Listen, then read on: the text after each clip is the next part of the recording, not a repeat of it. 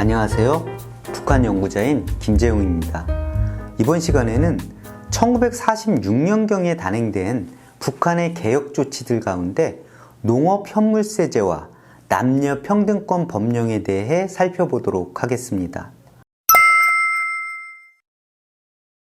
먼저 농업현물세제에 대해서 살펴보도록 하겠습니다.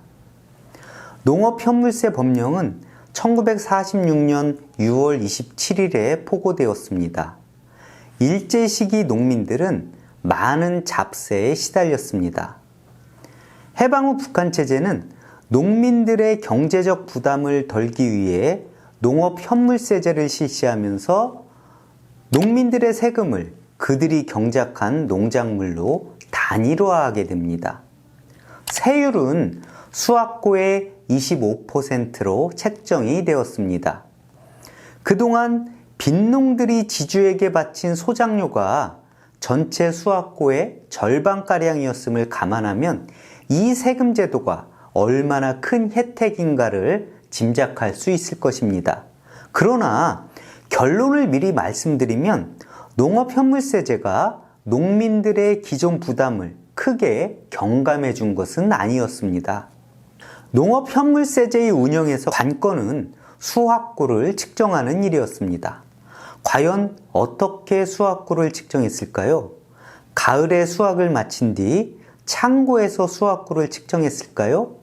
만약 그랬다면 많은 농민들이 세금을 덜 내기 위해서 실제 수확고를 축소에 신고하는 식으로 편법이나 속임수를 썼겠죠. 그러한 폐단을 방지하기 위해 북한 체제는 수확 직전에 논밭에 나가서 평뜨기라는 것을 실시하게 됩니다. 평뜨기라는 것은 한 평의 농작물을 거두어서 무게를 측정한 뒤 전체 경작 면적을 곱하는 방식의 수확고 측정 방법입니다. 이론적으로는 완벽하게 수확고를 파악할 수 있는 방식이죠. 수확 직전 논에 나가 평뜨기를 한다고 가정해 봅시다. 한 평의 벼를 벤 다음에 나달을 탈곡해서 무게를 측정합니다. 그리고 전체 논의 면적을 곱하면 전체 벼의 수확고가 측정될 수 있겠죠. 이론적으로는 완벽한 방식입니다. 그런데 현실 세계에서 평뜨기를 통해 과연 수확고를 정확히 측정할 수 있을까요? 평뜨기 방식의 관건은 수확고의 평균 지점을 포착하는 데 있습니다. 어떤 지점은 작황이 좋은 곳도 있지만 어떤 지점은 참새가 쪼아먹거나 재해를 입어서 작황이 좋지 않은 곳도 있을 테죠.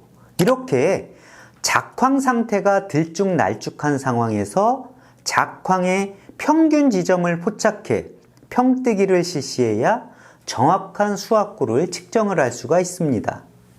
북한 체제는 바로 이러한 평뜨기 문제점을 악용해서 전반적으로 농민들의 수확고를 고평가해서 더 많은 세금을 거둬들이게 됩니다.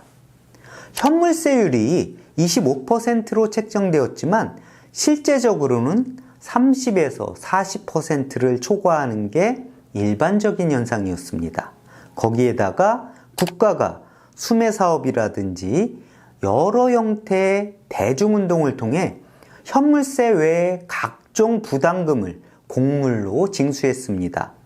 그렇기 때문에 일제시기와 비교해 볼 때 농민들이 부담한 세금이 결코 줄어들었다고 볼 수 없는 상황이 일어나게 되는 거죠. 다음은 남녀평등권 법령에 대해서 살펴보도록 하겠습니다. 한 자료에 따르면 일제시기 조선 여성의 자살률은 대만에 이어서 세계 제2위였다고 합니다. 여성 차별과 억압의 역사를 청산하기 위해서 1946년 7월 22일에 남녀평등권 법령이 포고되게 됩니다.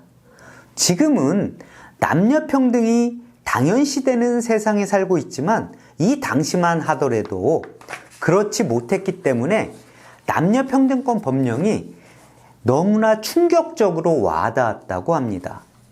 남녀평등권 법령은 당사자들의 동의에 의한 결혼, 조혼 금지, 축접제 폐지, 기생제 폐지 등의 여러 조항들을 포함하고 있습니다. 당시만 하더라도 당사자들이 서로 얼굴도 보지 못한 채 부모들의 약정에 의해 결혼이 성립되는 문화가 명맥을 유지해 오고 있었습니다. 그렇기 때문에 20살이 된 여성이 67살 된 꼬마 남자아이와 결혼하는 일도 흔히 있었다고 합니다. 이러한 폐단을 근절하기 위해서 남녀평등권 법령에 당사자들의 동의에 의한 결혼이 규정돼 남녀 당사자들이 결혼에 동의한다고 서명을 한 이후에야 결혼이 성립될 수가 있었습니다. 우리 조선에는 대릴사위제라든지 민며느리제와 같은 악습이 오래전부터 존재했습니다. 일제 시기에 이러한 조혼의 악습이 유행하는데 그것은 바로 징병이나 징용을 회피하기 위한 수단으로 조혼이 이용되었기 때문입니다. 그래서 남녀평등권 법령을 통해 조혼 금지를 규정하면서 여성들의 경우 17세 이상, 남성들의 경우 18세 이상에 달해야 결혼할 수 있다는 규정이 명문화되게 됩니다. 축첩제 폐지도 중요한 조항이었습니다. 당시의 남성들은 본처 외에 여러 명의 첩을 두는 경향이 있었기 때문에 축첩제 폐지를 통해 이를 제한을 하게 됩니다.